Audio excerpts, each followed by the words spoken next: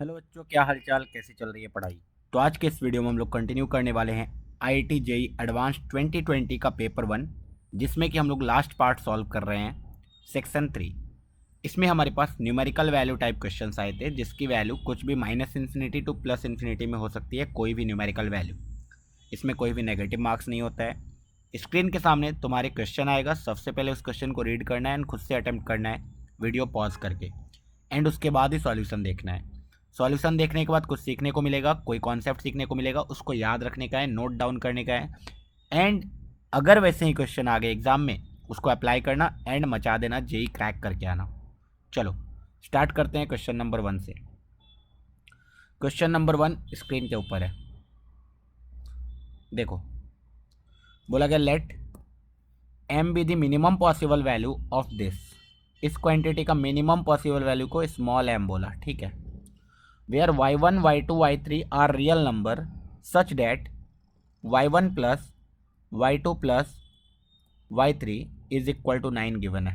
Okay, ये given है and मुझे इसकी मिनिमम वैल्यू चाहिए, that is log base 3 to the power y1 plus 3 to the power y2 plus 3 to the power y3।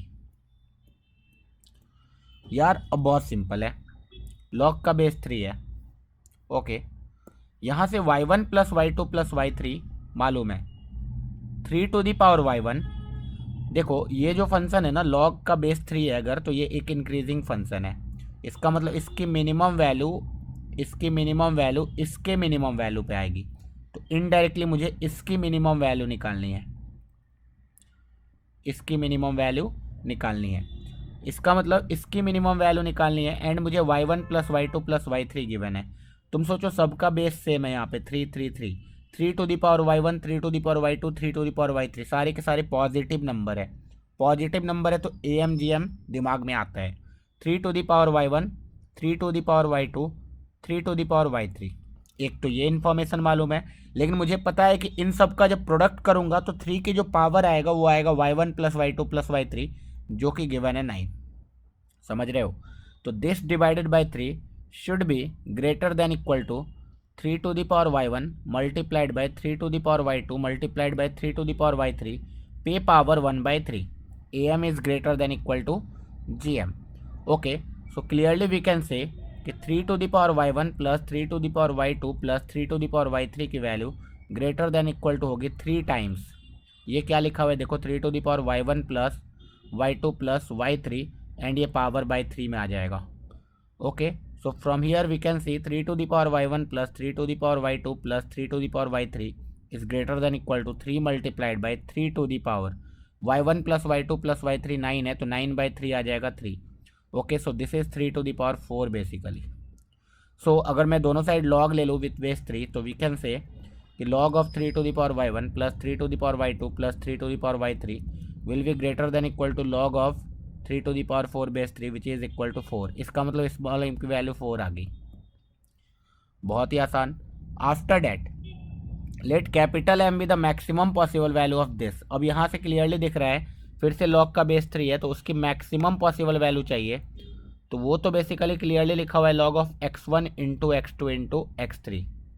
Okay, where x1 x2 x3 are positive real numbers, फिर से वही indication है, x1 plus x2 plus x3 9 given है। देखो मुझे x1 x2 x3 की maximum value चाहिए, सम given है, प्रोडक्ट चाहिए। सम एंड प्रोडक्ट आता है ना तो AMGM ही सोचते हैं, तो we can clearly say x1 plus x2 plus x3 upon 3 is greater than equal to x1 x2 x3 पे पावर 1/3। सो x1 plus x2 plus x3 9 है, 9/3 is 3 greater than equal to x1 x2 x3 पे power 1/3। सो यहाँ दोनों side cube कर दिया, 3 cube is greater than equal to x1 x2 x3। So अब दोनों side log लेंगे तो इसकी मैक्सिमम वैल्यू दिख रहा है, डायरेक्ट 3 आ जाएगा। ओके, सो अब फाइनली वैल्यू कितना चाहिए, लॉग ऑफ बेस 2, ये 4 है, 4 का होल क्यूब, 4 का whole cube is equal to 2 की power 6 plus log with base 3 m square, ये 3 आया है, 3 का स्क्वायर है, तो this is equal to 2 basically and this is equal to 6, तो 6 प्लस 2 8 आंसर हो गया अपना। ओके, सिंपल क्वेश्चन था ये तो। नेक्स्ट क्वेश्चन पर मूव करेंगे। नेक्स्ट क्वेश्चन हमारा APGP सीक्वेंस सीरीज कुछ दिख रहा है। बोला है let A1 A2 A3 be a sequence of positive integers, ठीक है। इसका मतलब सारे के सारे टर्म्स पॉजिटिव है एंड ये सारे AP में है। Nice. With common difference two let B1 B2 B3 be a sequence of positive integers in geometric progression with common difference या कॉमन रेशियो टू। जो भी इंपॉर्टेंट पॉइंट है देखो उसको मैं मार्क कर रहा हूँ खुद। इससे क्या होता है, क्वेश्चन सॉल्व करने का टेक्निक पता चलता है मुझे कि ये सारे इन्फॉर्मेशन गिवन है एंड इस तरीके से अप्लाई होगा। बोला है देन फर्स्ट टर्म दोनों का C है, इसका मतलब क्लियर सी बात है C is greater than 0। Then the number of all possible value of C for which the equality this holds. Okay, ये इक्वालिटी क्या लिखा हुआ है, 2 into sum of first n terms. Sum of first n term is n/2 multiplied by 2 times A is first term that is C plus n minus 1 into common difference is 2 is equal to A into common ratio is 2 to the power n minus 1 divided by 2 minus 1, ये हो गया GP का sum. So from here we can see 2 cancel out हो जाएगा, n into 2 into C plus 2n into n minus 1 is equal to आ गया, ये तो 1 आ गया, C इंटू 2 की पावर n माइनस C या फिर 2 की पावर n माइनस 1। अब देखो यहाँ पे एक रिलेशन है मेरे पास जो कि C और n में है। मुझे चाहिए कितने पॉसिबल वैल्यू ऑफ C है, और C एक इंटीजर है और n भी एक पॉजिटिव इंटीजर है। तो यहाँ पे तो मुझे क्लियरली इंडिकेशन है कि भाई तुम्हें ऐसे इक्वेशन तो सॉल्व नहीं कर पाओगे, फिर भी तुम थोड़ा बहुत दिमाग लगाओ। C की वैल्यू निकालो, वो आ जाएगा 2 की पावर 2n माइनस 2 की पावर n प्लस 1, है कि नहीं। देखो ये इधर जाएगा तो माइनस 2 की पावर n प्लस 1 बनेगा, 2n इधर है, is equal to 2n into n minus 1। मैं एक काम करता हूँ उसको उधर ले जाता हूँ, 2n इंटू n माइनस 1 को रहने दिया, is equal to C multiplied by 2 की power n minus 2n minus 1। So C will be equal to 2n multiplied by n minus 1 upon 2 की power n minus 2n minus 1। अब हमें clearly दिख रहा है कि यहाँ पे डेनोमिनेटर में जो है ना एक्सपोनेंशियल फंक्शन है, एक्सपोनेंशियल फंक्शन, एंड न्यूमरेटर में एक पॉलिनोमियल फंक्शन है। अब तुम्हें ये मालूम होना चाहिए कि यहाँ पे n स्क्वायर का टर्म है और यहाँ पे 2 की पावर n है। एक टाइम के बाद कभी ना कोई वो टाइम आएगा जिस टाइम पे 2 की पावर n बहुत शूट करेगा ऊपर, n स्क्वायर उसके रिस्पेक्ट में स्लो रहेगा, ठीक है। इसका मतलब एक n के बाद ये वैल्यू इतनी बड़ी हो जाएगी कि ये इसके सामने छोटा हो जाएगा, तो उस टाइम पे C कभी इंटीजर नहीं बन पाएगा। समझ में आ रहा है, C तभी इंटीजर बन पाएगा जब न्यूमरेटर ज़्यादा होगा डिनोमिनेटर से। ओके, सो अगर मैं n की वैल्यू 1 ले लूँ, n की वैल्यू 1 ले लूँ, है ना, तो यहाँ पे सीन क्या बन रहा है, for some positive integer C कैसा है, C are also positive integer. n is equal to 1 लिया तो C की वैल्यू तो 0 आ गई, नॉट पॉसिबल। समझ रहे हो, C एक पॉजिटिव इंटीजर है ना। कैसे पता चला C पॉजिटिव इंटीजर है, बोला A1 A2 A3 positive integers है एंड A1 ही C है, तो C एक पॉजिटिव इंटीजर्स है, not even equal to 0। Okay, कभी ना कभी तो n का वैल्यू आएगा जब डेनोमिनेटर ज़्यादा हो जाएगा, हमें एग्जैक्टली वो मालूम नहीं है लेकिन हमले चेक करना पड़ेगा। n इज इक्वल टू 2 लिया तो C की वैल्यू कितनी आई, देखो 2 इंटू 2 4 इंटू 1 अपॉन 2 की पावर 2 4 माइनस 4 माइनस 1, ये आ गया 4 माइनस 4 0 माइनस 1, ये तो माइनस 4 आ गया, ये भी रिजेक्ट हो गया। C तो एक पॉजिटिव इंटीजर है। n की वैल्यू 3 लिया तो C की वैल्यू कितनी आ रही देख लेते हैं, 2 इंटू 3 6, 6 इंटू 2 12, ऊपर आ गया 12, नीचे कितना आ गया 2 की पावर 3 8 माइनस 3 2 जा 6 माइनस 1, ये तो 1 आ गया, एग्जैक्टली 12 आ गया। ये तो ये वाला एक्सेप्ट है, एक C की वैल्यू आ गई। आगे चेक करेंगे, n की वैल्यू 4 लेंगे, n की वैल्यू 4 लेंगे तो C की वैल्यू कितनी आएगी, 4 2 जा 8 8 इंटू 3 24, नीचे कितना आ रहा है 2 की पावर 4 16 माइनस 8 माइनस 1, ठीक है 7 आ गया, ये रिजेक्ट हो गया। n की वैल्यू 5 ले लो तो C की वैल्यू कितनी आएगी, ऊपर कितना आ रहा है 5 इंटू 4 20 20 इंटू 2 40, नीचे कितना आ रहा है 2 की पावर 5, 2 की पावर 5 इज 32 माइनस 2 5 जा 10 माइनस 1, ये तो आ गया 21, राइट 21, ये भी रिजेक्ट हो गया। n की वैल्यू 6 ले लो, n की वैल्यू 6 लोगे तो ऊपर कितना आएगा, 6 इंटू 5 30 इंटू 2 60 आ गया ऊपर। नीचे कितना आ रहा है देख लो, 2 की पावर 6, 2 की पावर 6 इज 64 माइनस 12 माइनस 1, तो ये आ रहा है 64 माइनस 13, दिख रहा है 1 5 51, ये भी रिजेक्ट हो गया। And we can clearly see कि एक्सपोनेंशियल फंक्शन अपना पावर दिखाना शुरू कर चुका है। बेस 1 था, 7 हुआ, 21 हुआ, 51 हुआ, कितना तेजी से बढ़ रहा है। जैसे ही n की वैल्यू 7 लिया हमने, ऊपर c की वैल्यू कितने आ गए, 7 इंटू 6 42, 42 इंटू 2 84, ऊपर 84, नीचे कितना आ गया, 2 की पावर 7 128 माइनस 14 माइनस 1, तो 128 माइनस 15, 8 में से 5 गया 3, 2 में से 1 गया 1, 113। क्लियरली दिख रहा है n की वैल्यू जैसे ही 7 आई ये तो फ्रैक्शन बन गया, यहाँ पे भी रिजेक्ट हो गया। और इसके बाद कभी भी n की वैल्यू कुछ भी ले लो, नीचे वाला का वैल्यू हमेशा ज़्यादा होगा ऊपर वाले से, हेंस कभी भी एक इंटीजर नहीं आ सकते हैं। तो n की वैल्यू 3 पे एक सिर्फ सी इंटीजर आया, इसका मतलब कितने c of integral value possible है, सिर्फ और सिर्फ 1। ठीक है, ये क्वेश्चन अच्छा था, इसमें ज़्यादा कुछ दिमाग नहीं लगाना था हमें, बस यही इस चीज़ में टाइम लगेगा थोड़ा सा बस, ठीक है, और कुछ नहीं। नेक्स्ट क्वेश्चन पर मूव करेंगे। ये क्वेश्चन ट्रिग्नोमेट्री का है, ट्रिग्नोमेट्री से बहुत कम क्वेश्चन आता है जनरली, एंड कभी कभी आ जाता है, ठीक है। बोला गया let function f 0 to 2 to real number defined by f x is equal to 3 minus sine 2 pi x multiplied by sine pi x minus 4 minus sine 3 pi x plus pi by 4। अब मुझे चाहिए alpha beta belongs to 0 to 2 such that x belongs to 0 to f x is greater than equal to 0। ये inequality solve करना है बस। Inequality solve करेंगे तो x के कुछ वैल्यू आएगी अल्फा टू बीटा, हमें बीटा माइनस अल्फा चाहिए एग्जैक्टली। अब इस इनइक्वालिटी को सॉल्व करने के लिए हमें थोड़ा बहुत दिमाग लगाना पड़ेगा। बहुत सारे वे हो सकते हैं ना ट्रिग्नोमेट्री सॉल्व करने के, एक मेथड नहीं होते हैं। हो सकता है मैं किसी मेथड से सॉल्व करूंगा, कोई और बंदा किसी और मेथड से सॉल्व करेगा, हो सकता है तुम कुछ और फार्मूला लगाओगे, है ना। तो मल्टीपल फार्मूले हैं। चलो, तो एक तरीका है सोचने का, एंड ये सोचने तुम भी सीख सकते हो। देखो, ज़्यादा डिफिकल्ट है नहीं। हमने एंगल्स को देखा, 2 pi x minus pi by 4, 3 pi x plus pi by 4। सबसे छोटा एंगल तो मुझे ये दिख रहा है, सबसे छोटा एंगल यही दिख रहा है। एंड बार बार ये लिखना है तो मैं एक सेकंड के लिए चेक करता हूँ, एंड मुझे क्लियरली दिखेगा कि पाई एक्स माइनस पाई बाय 4 में 2 मल्टीप्लाई कर दिया तो ये बहुत ही प्यारा एंगल बन रहा है, एंड अगर 3 मल्टीप्लाई कर दिया तो भी बहुत ही प्यारा ही एंगल बन रहा है, ठीक है।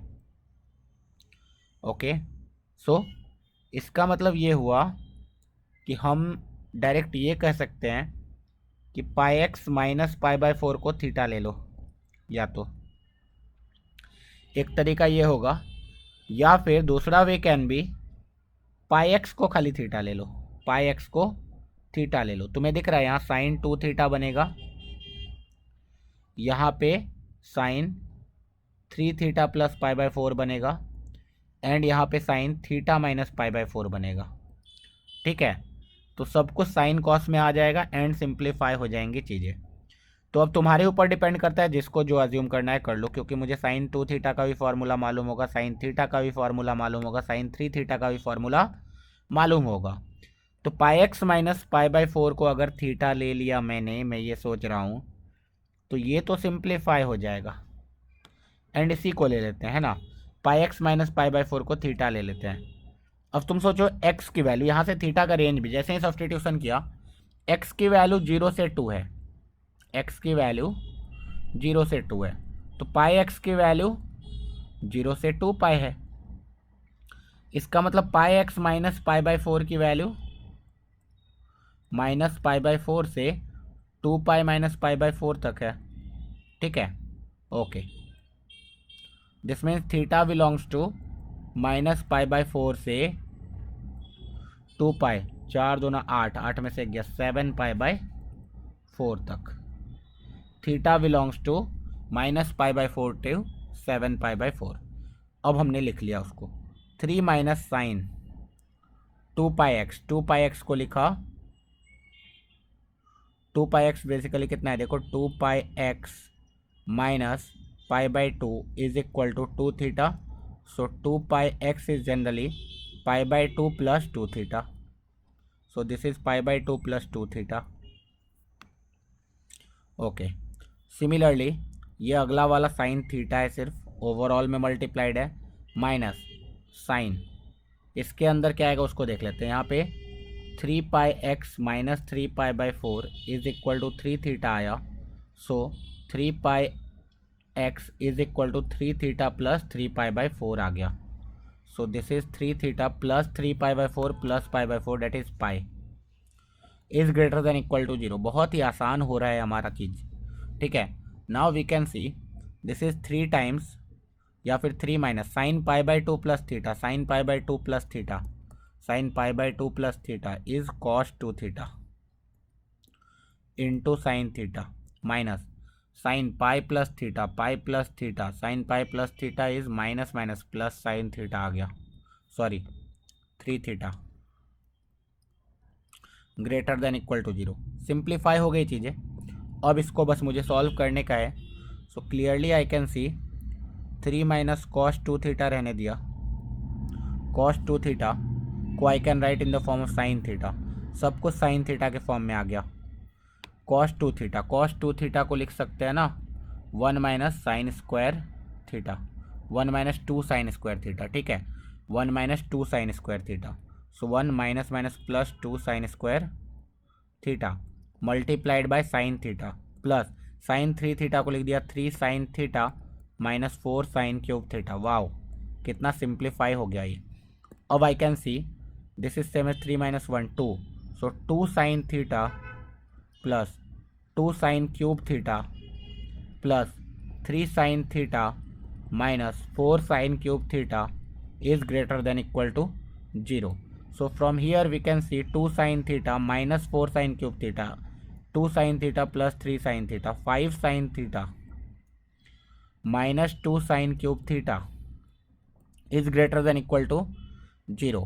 So sin theta कॉमन आ गया, ब्रैकेट के अंदर गया 5 minus 2 sine square theta greater than equal to 0. So from here we can see sin theta multiplied by 2 sin square theta minus 5 less than equal to 0। मैंने minus sign multiply कर दिया। 2 sin square theta minus 5 हमेशा एक negative number होगा, ठीक है। So from here I can see sine theta will be greater than equal to 0। बस इसको मुझे सॉल्व करना है, sine theta will be greater than equal to 0।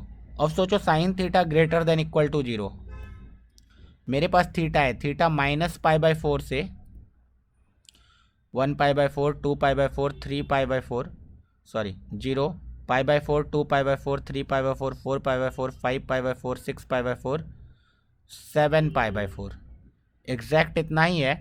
This means एक चक्कर पूरा काट लेना है, यहाँ से घूमते हुए यहाँ पहुँच जाना है। अब बताओ खुद कि साइन थीटा पॉजिटिव कब है, साइन थीटा पॉजिटिव कब है। तो मैं बोलूँगा यार साइन थीटा पॉजिटिव यहाँ पे है,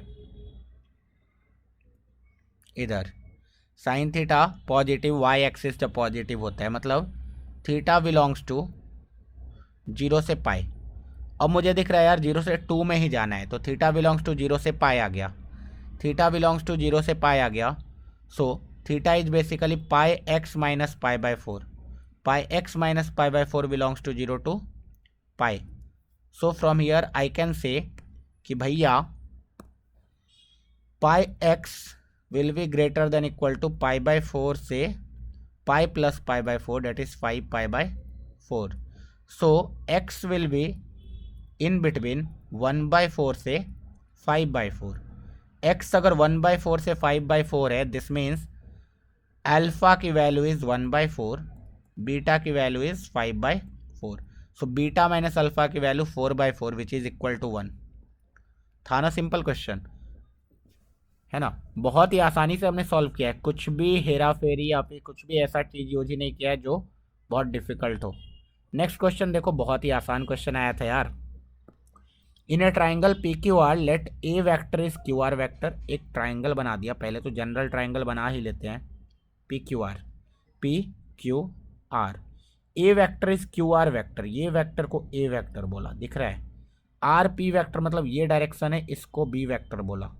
एंड पी क्यू वैक्टर मतलब ये डायरेक्शन है, इसको सी वैक्टर बोला। जैसे ही ये मिला मुझे पता चल गया कि क्लोज लूप में तो सम जीरो होता है, that is a vector plus b vector plus c vector is equal to zero vector है। Next, if modulus of a vector is 3, modulus of b vector is 4 and ये information given है।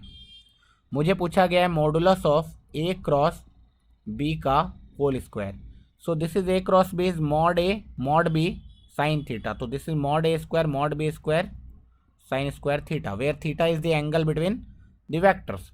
Mod a square मुझे मालूम है 9, mod b square मुझे मालूम है 16, ये आ गया साइन स्क्वायर थीटा। मतलब अल्टीमेट हमारा ऑप्शन सब क्या हो गया कि भाई ये जो भी इंफॉर्मेशन गिवन है यहाँ से तुम्हें क्या निकालना है, एंगल बिटवीन दी वैक्टर्स। कौन से वैक्टर्स, ए एंड बी, ए और बी के बीच का एंगल निकालना है तुम्हें। तुम क्या करोगे सोचो, तुम यहाँ से सी को एलिमिनेट करना चाहोगे, तुम चाहोगे यार सी रहे ही ना, सब कुछ ए और बी में एक रिलेशन आ जाए। बहुत आसान है सी को एलिमिनेट करना, C vector is same as minus A vector minus B vector. So we can say this is A dot C vector is same as minus A vector minus B vector, और एक minus B vector already है। फिर C vector को लिख दिया minus of a vector plus b vector into a vector minus B vector is equal to mod a vector is 3, mod a vector plus mod b vector is 7। Okay, so ऊपर हमारे पास आ गया ए का dot लिया, ए vector minus के साथ minus 2b vector, दोनों minus निकाल लिया, तो a vector plus 2b vector, negative sign एक निकाल के हटा दिया यहाँ से। एंड नीचे आ गया a plus b into a minus b, that is mod a square minus mod b square is equal to 3/7।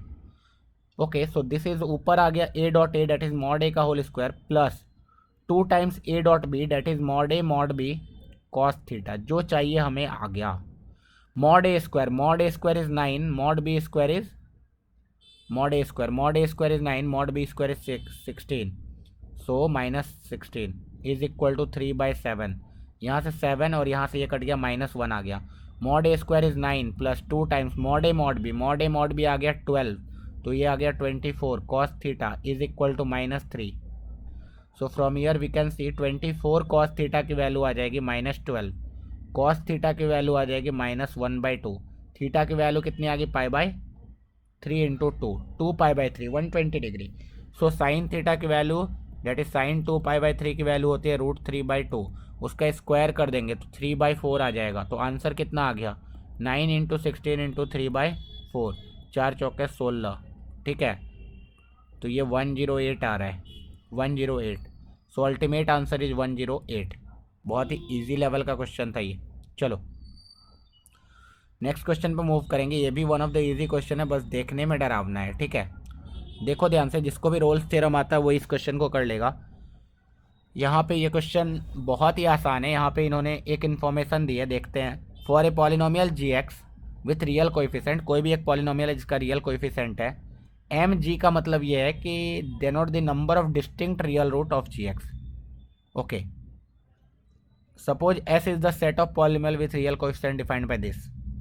For a polynomial f, ये जो पॉलिनोमियल है डेट इज fx, ये क्या है देख लेते हैं। x स्क्वायर -1 का whole square that is x plus 1 का whole square into x minus 1 का whole square multiplied by a0 plus a1x plus a2x square plus a3x cube.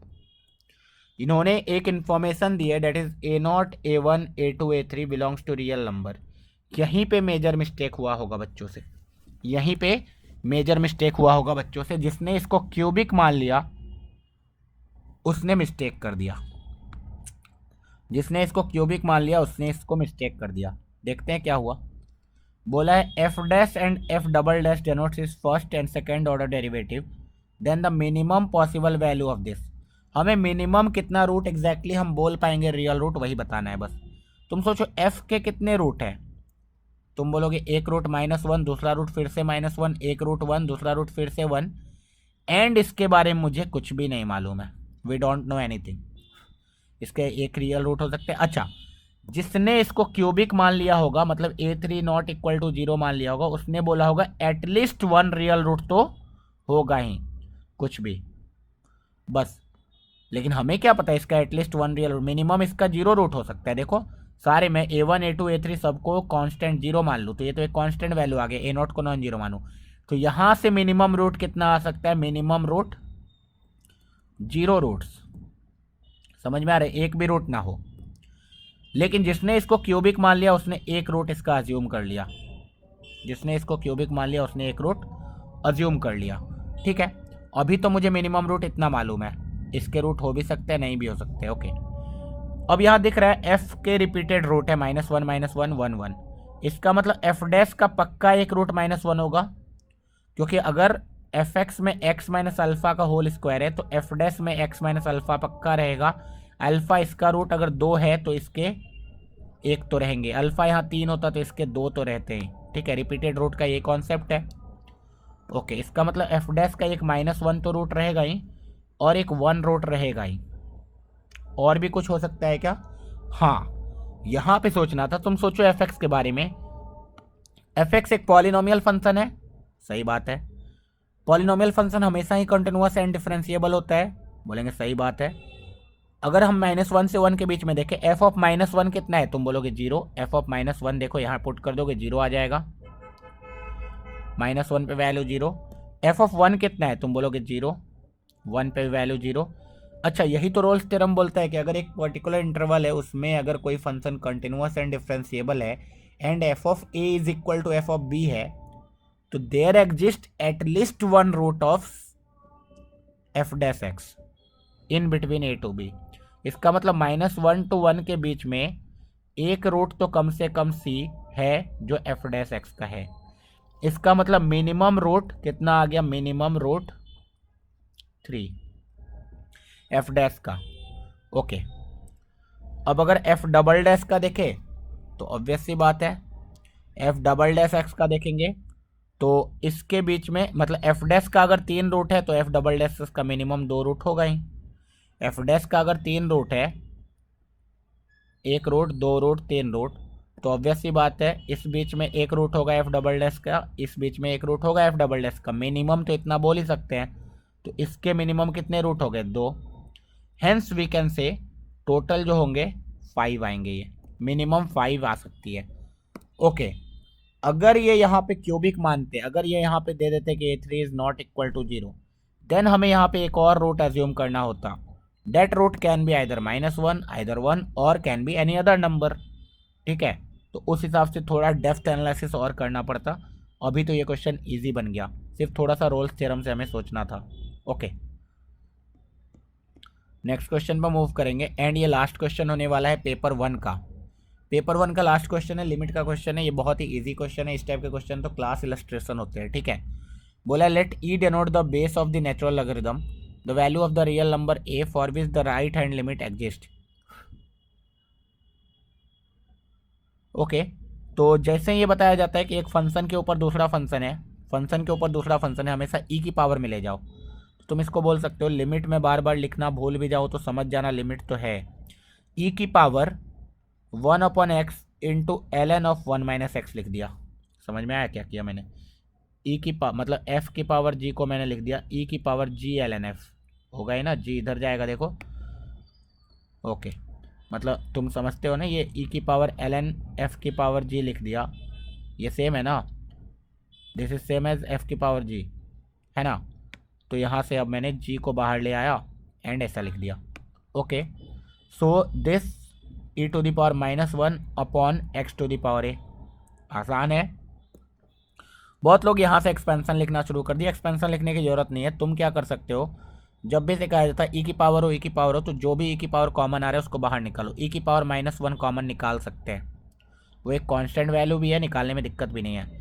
यहाँ क्या आएगा, ई की power ln 1 - x upon x तो लिखा हुआ ही है, एक +1 आ जाएगा पक्का, तभी तो ये दोनों मल्टीप्लाई होकर वो बनेंगे।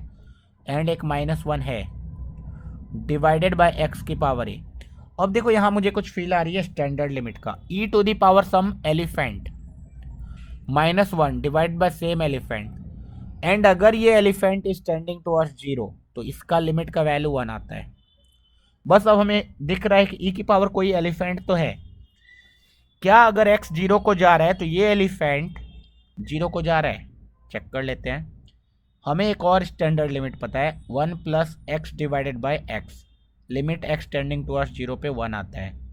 एंड अगर यहाँ पे 1 प्लस एक्स के जगह 1 माइनस एक्स डिवाइड बाय, मतलब तुम इसको ऐसे सोच लो, this is 1 plus minus x upon minus x, तो ये भी -1 को जाएगा, ठीक है। ओके, सो यहाँ से आई कैन से कि ये लिमिट जाएगा -1 को, इसमें कुछ ऐड हो रहा है +1, तो ये तो 0 को जा रहा है, मतलब एलिफेंट 0 को जा रहा है। क्या मैंने बोला फिर से, अगर x 0 को जा रहा है तो ये एलिफेंट -1 को जा रहा है क्लियरली, ठीक है। अब अगर ये एलिफेंट -1 को जा रहा है तो उसमें एक 1 भी तो ऐड है, -1 + 1 0, मतलब ये टोटल एलिमेंट जो रेड वाला है सर्कल ई की power some elephant that is tending towards 0। इसका मतलब सेम एलिफेंट नीचे बना दूँ, ln 1 + x, सॉरी 1 - x है, upon x + 1 and same elephant से मल्टीप्लाई भी कर देता हूँ, ln 1 - x अपॉन x + 1। इससे क्या हो गया, ये पूरा का पूरा कचरा हट गया, ये कचरा हट के 1 हो गया। So ultimately we will get a limit which is very simple actually, x is tending towards 0 plus e⁻⁻1 तो इधर है ही, ऊपर बच गया ln 1 - x प्लस x, यहाँ से एलसीएम ले लिया, डिवाइडेड बाय x की पावर a + 1। अब यहाँ पे ये लिमिट एग्जिस्ट करता है तो या तो LH रूल से सोचना शुरू करो, या फिर सबसे अच्छा तरीका मैंने बताया कि क्या करना होता है, expansion e⁻⁻1 limit x is tending towards 0 plus ln 1 + x का एक्सपेंशन सबको मालूम होता है, क्या होता है 1 - x है ना, प्लस x²/2, या रुको, ln 1 प्लस का expansion is x - x² plus x³/3 minus x⁴/4। अगर x की जगह -x रख देंगे तो ln 1 - x का एक्सपेंशन क्या आएगा, -x -x² माइनस x³/3, ऐसा चलेगा। तो -x -x²/2 माइनस x³/3 ऐसा चलता जाएगा, प्लस x एक ऑलरेडी है, नीचे आ गया x की पावर a + 1, x माइनस ये कट गया। So ultimately we can see ऊपर आ रहा है limit x tending towards 0 plus -1/2 into x² -1/3 into x³ and so on, नीचे आ रहा है x की पावर a + 1। अब ये वाला लिमिट अगर एग्जिस्ट कर रहा है तो हो गया, ये वाला लिमिट एग्जिस्ट कर रहा है, तुम सोच रहे हो।